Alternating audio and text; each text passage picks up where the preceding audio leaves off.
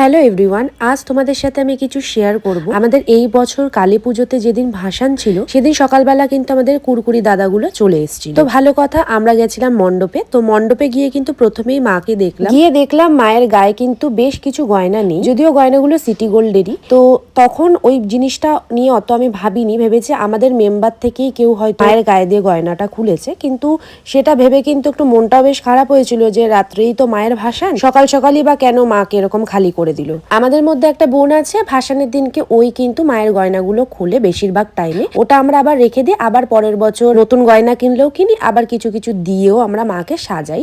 যথারীতি যখন বাড়ির দিকে যাচ্ছি তখন ওর মাকে জিজ্ঞাসা করছি যে ও কি গয়নাগুলো খুলে রেখেছে। তখন ওর মা কিন্তু পুরো অবাক হয়ে বলছে ও তো এখনো ঘুম থেকেই ওঠেনি। তখন কিন্তু একটা হুলস্থুল কাণ্ড বেঁধে গেল ওই মুমেন্টের মধ্যে, কারণ ও তখন তাড়াতাড়ি করে ঘুম থেকে উঠে বলছে আমি তো কোনো গয়না খুলিনি। তখন বোঝা গেছে যে আমাদের ঠাকুরের গয়নাগুলো কিন্তু চুরি হয়ে গেছে। আর এই চুরিটা 4টে সাড়ে 4টে নাগাদই হয়েছে, মানে ভোর। কারণ আগের দিন রাতেই কিন্তু প্রায় 3টে সাড়ে 3টে পর্যন্ত আমরা সব মেম্বাররা, মানে আমরা যারা যারা ওখানে থাকি কালী পুজোর ওখানে যুক্ত, সবাই কিন্তু কালী পুজোতে এই 4টে দিন আমরা কিন্তু প্রায় রাত জেগে বসে গল্প করি, আনন্দ করি। তখন বোঝা গেল যে ওটা হয়েছে ভোরবেলা, কারণ আগের দিন 3টে সাড়ে 3টে নাগাদ কিন্তু আমরা যে যার বাড়িতে চলে গেছিলাম। আর ওই দিনই কিন্তু আমরা তাড়াতাড়ি গেছিলাম। আমি যেহেতু তোমাদের প্রথমেই বলে নিলাম গয়নাগুলো কিন্তু সিটি গোল্ডের, আসল গোল্ড হোক কি সিটি গোল্ড হোক আমি বলে নিয়েছি, তার কারণ অনেকেই এখানে বিতর্ক করতে পারো যে সিটি গোল্ডের গয়না আবার এত বড় বড় কথা কিসের। বড় বড় কথা সেটা না, কথাটা হচ্ছে অনেক মানে চিন্তা ভাবনা করে আদর যত্ন করে কিন্তু সেই গয়নাগুলো মায়ের জন্য কেনা হয়। যে গয়নাগুলো মায়ের থেকে এইভাবে নিয়ে নিয়েছে, আমি শুধু তার